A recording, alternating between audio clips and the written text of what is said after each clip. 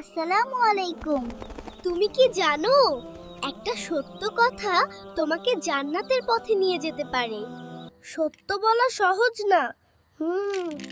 কিন্তু আল্লাহ সত্যবাদীদের ভালোবাসেন। মিথ্যা বললে সাময়িক বাঁচা যায়, কিন্তু সত্য বললে মন শান্ত থাকে। রাসূল সাল্লাল্লাহু আলাইহি সাল্লাম বলেছেন, সত্য নেকির পথে নিয়ে যায়, আর নেকি জান্নাতের দিকে নিয়ে যায়।